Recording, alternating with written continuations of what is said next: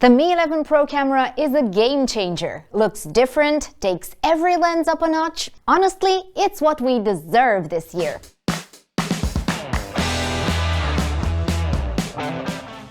Hi guys, Alina here. Welcome back to Need to Know. I am so excited to start 2021 with all of you on a very cheerful note. After a pretty laid-back New Year's Eve, I feel more than ready to dive into the magical tech world of 2021. I say farewell 2020 and hope to never have another one like you. So, what's my reason to come out of the winter slumber and in front of the camera? New phone releases! And, unlike last year, brilliant phone releases.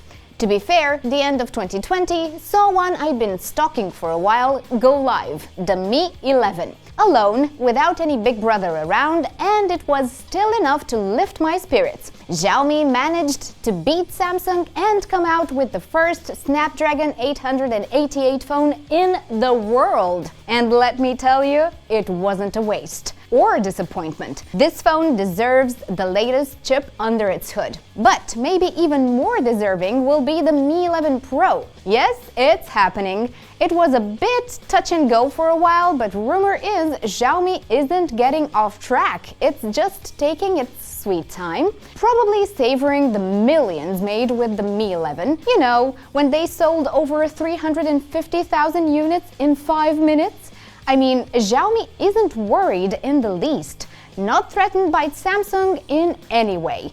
And if the Galaxy S21 should sell more than expected, well, that's what Mi11 Pro is for.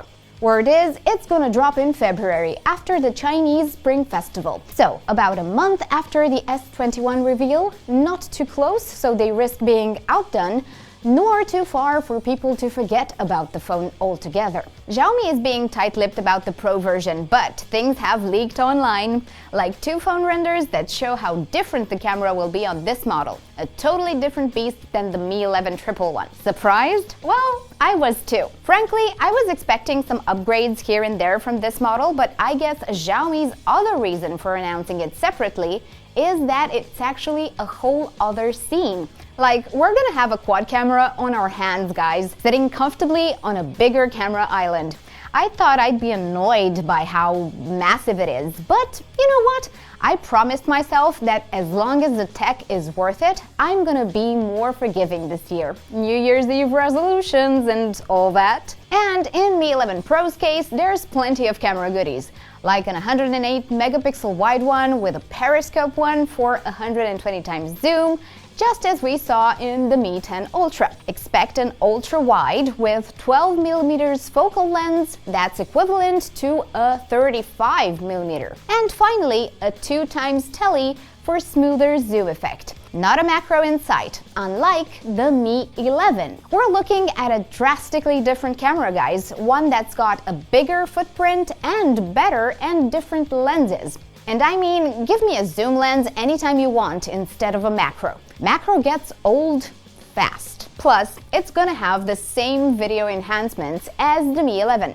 I mean, expect to do nicely for low-light videos thanks to an AI system that mimics how the eye works and uses only one frame instead of multiple ones. The result is pretty good. The selfie shooter is still under wraps, but I'm thinking at least 20 megapixel sensors to match the Mi 11 and Mi 10 Ultra. Now, the differences don't stop at camera level. In fact, I think Xiaomi thought of upgrades for the Pro where they count. Like charging speed. The Mi11 Pro is going to be capable of more than 55-watt charging, which is what Mi11 delivers. I'm thinking, 120 watts? After all, that's loads better than the Mi11 and just like the Mi 10 Ultra. So, why are they still calling it Mi11 Pro if it's so different than the standard Mi11? Because it's not. I mean, not really. See, this upgraded phone will still have the screen size, refresh rate, that is 120 Hz, touch sampling rate and design as the Mi 11. A curved, almost 7-inch phone, that is. And it will run on the Snapdragon 888, of course, with up to 16 gigabytes of RAM.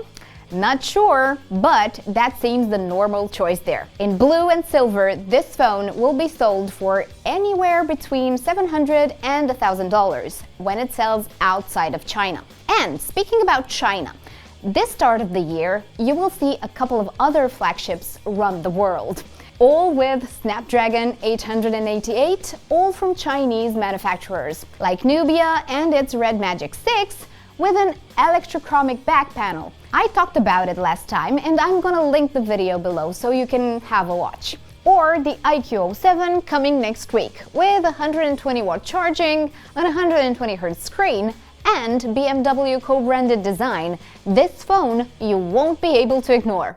Equally excited to meet their new owners will be the Redmi K11 and the Realme Koi, like the koi fish, that is. We don't know much about these ones, except all of them will try to make the best of the Snapdragon chip. Who will succeed? What Chinese phone will make it in your pocket this year?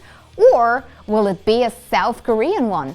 Tell us in the comments below. Thanks for watching, and don't forget, subscribe and hit the bell button if you want to see more videos like this. See ya, guys!